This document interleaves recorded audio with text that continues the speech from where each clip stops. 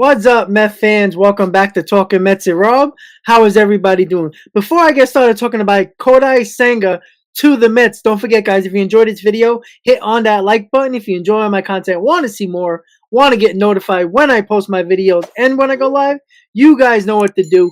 Hit on that subscribe button, everybody. All right, guys. So the Mets recently met with Kodai Senga earlier this week, and according to all sources, the meeting went very well. What does that mean? Well, you could assume that the Mets are going to make an offer rather soon, especially when the Mets rotation is question marks right now. There's not a lot of guys in the rotation right now besides Scherzer and Carrasco.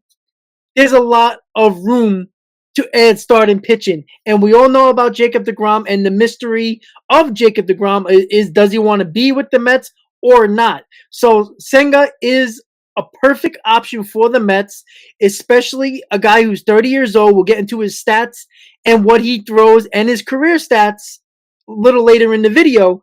But the Mets have spots in their rotation to fill. Senga could be a possibly number 2, definitely a number 3. And with all the Mets free agents, why not the Mets go after Kodai Senga? And we'll go into that in a little bit more. What does Senga look for in a contract to be in the major leagues? We should go into that as well. But first, I really want to get into why the Mets are probably the favorites for Senga. And the reason is Billy Eppler has tremendous amount of experience with Masahiro Tanaka and Shohei Ohtani. When Eppler was with the Yankees, he was able to work his magic to bring Tanaka to the Yankees. With Ohtani, we know how much of a big importance Eppler was to get it Ohtani to the Angels. Everybody thought he was going to go to the Yankees, but Eppler took the time to go to Japan and meet with Ohtani personally in Japan. That's a big deal. And Eppler seems like he knows what he's doing when it comes to the Japanese market. And that's why I think the Mets are the favorite to land Kodai Senga. And we will figure out why Senga is the perfect arm to add to this rotation. And we're going to look at it right here with his stats. So Kodai Senga career ERA is 2.59 ERA with over 1,000 innings in the highest Japanese league. Last year, he had a 1.94 ERA in 144 innings and over 20 games, with only giving up 7 home runs. Now, with Senga, the possibility of him coming to the major leagues and pitching every 5th day, because in Japan, they pitch once a week, you could see the games going up from 22 to 23 and from Japan to 28 to 30. And obviously the innings are going to be between around 160 to almost 200 innings. That's something that the Mets clearly have to worry about. But you cannot deny how good Senga is. Career ERA of 2.59 ERA, over 1,000 innings with the highest league in Japan. But you can just look at 2022 with that 1.94 ERA.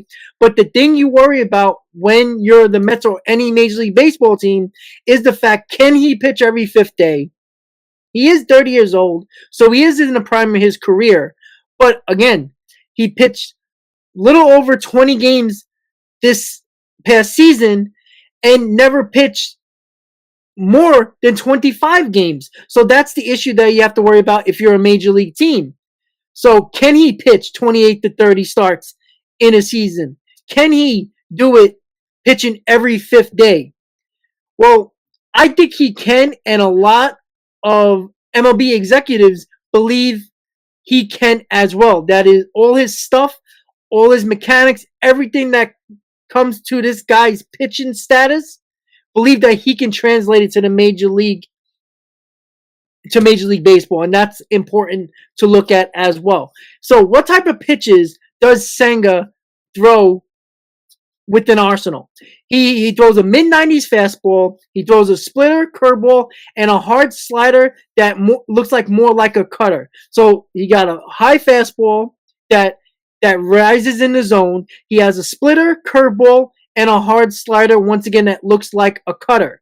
So, a lot of different pitches. There is a little bit of concern about his control, but his stuff looks great. And that's according to many MLB executives from other teams that say that as well. So, Senga, what could he be looking for in a contract? Because that is also important. He's probably going to be cheaper than Rodon, cheaper than Verlander, and obviously cheaper than DeGrom. Well, I see it looking like this. He's probably going to get around the 4-year deal worth around $60 million.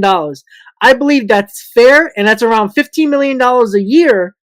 And I think that can get him over to the Mets. So, can Kodai Senga be a part of this Mets rotation? And do we have to worry about him pitching every 5th day, pitching more innings than he ever did in his career, and games in his career? Could he pitch 28 to 30 games? Can he pitch 180 innings? Can he pitch every 5th day? Can his stuff translate to Major League Baseball? That's all the question marks that the Mets are going to have to take a chance if they're willing to sign Kodai Senga. And I think they are going to. And the biggest reason, Billy Eppler and the Japanese market seems like it's a perfect match. Ohtani, Tanaka, the biggest names that Eppler pulled from Japan, one to the Yankees, one to the Angels. Most recently, Ohtani.